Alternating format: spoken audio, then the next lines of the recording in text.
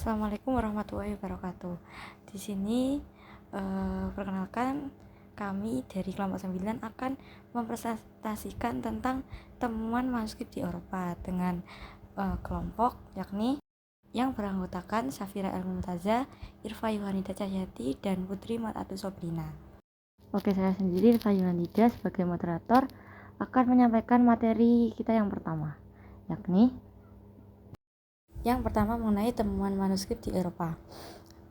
Penemuan manuskrip di Birmingham, para ilmuwan berpendapat jika manuskrip Al-Quran yang ada di Inggris itu sama dengan manuskrip Al-Quran yang ada di Perpustakaan Nasional Prancis.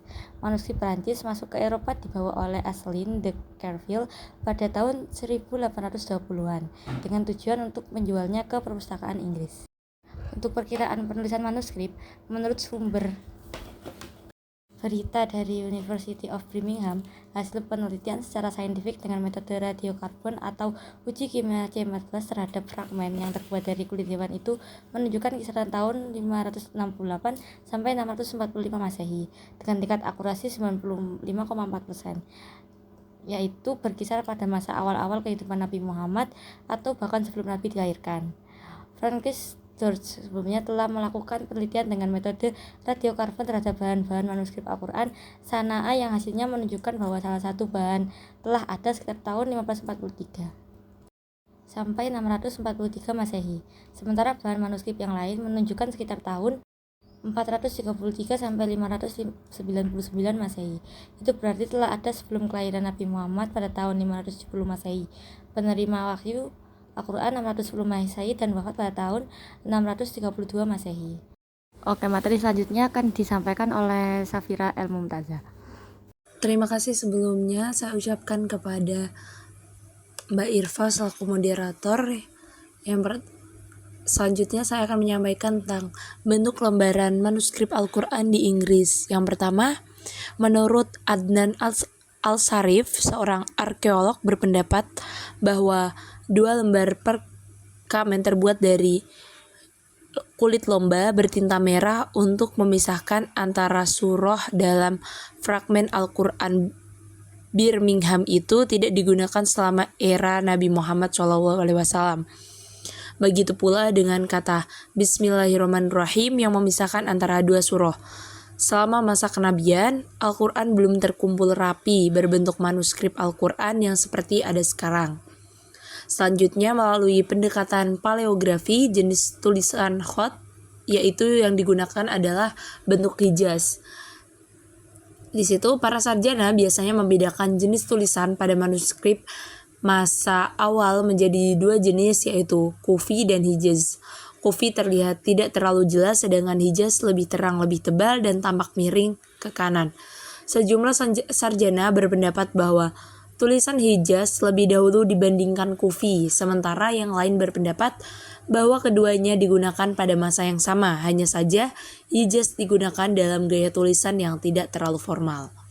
Dari segi pendekatan filologi, manuskrip itu terdiri dari dua lembar yang memuat bagian ayat surah Al-Kahfi ayat 18 dan akhir surah Maryam ayat 19 dan awal surah Thaha ayat 20. Dua fragmen manuskrip Al-Quran itu pun diduga kuat di bagian dari 16 lembar naskah yang tersimpan di Paris dengan kode BNF Arabic 328C. Manuskrip Al-Quran Birmingham diperkirakan terdiri dari 200 lembar dengan manuskrip yang sudah ada di Paris. Sangat perlu dilakukan sehingga dua fragmen manuskrip Al-Quran itu semakin jelas identitasnya secara filologis. Selanjutnya, resepsi manuskrip Birmingham dan keraguannya seputar mushaf Al-Quran.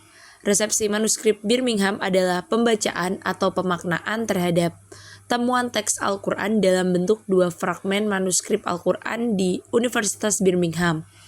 Di antara beragam resepsi atas temuan manuskrip Birmingham adalah resepsi ideologis tentang kebenaran ajaran agama Islam dan kebenaran Al-Quran sebagai firman Allah SWT, seperti sambutan Muhammad Afzal, Imam Masjid Jami Birmingham, yang cenderung emosional.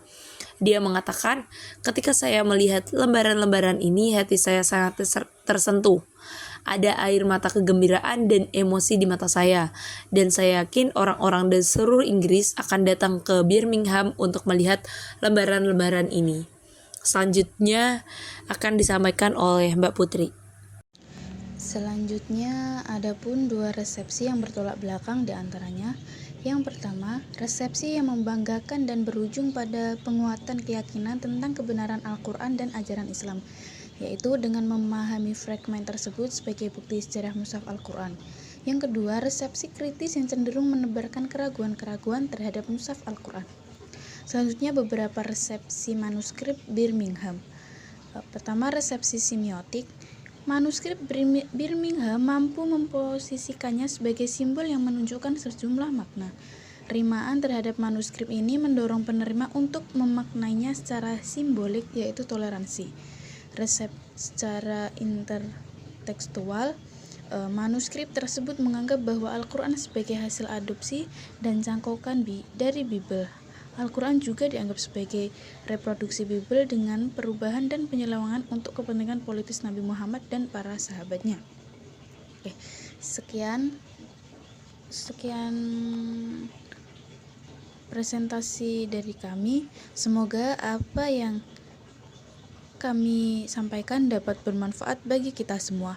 Jika ada kekurangan, mohon dimaafkan karena kesempurnaan sesungguhnya hanya milik Allah SWT saja. Budina membawa bonsai, lalu duduk memakan stroberi. Semua telah usai, saatnya kami undur diri. Terima kasih. Wassalamualaikum warahmatullahi wabarakatuh.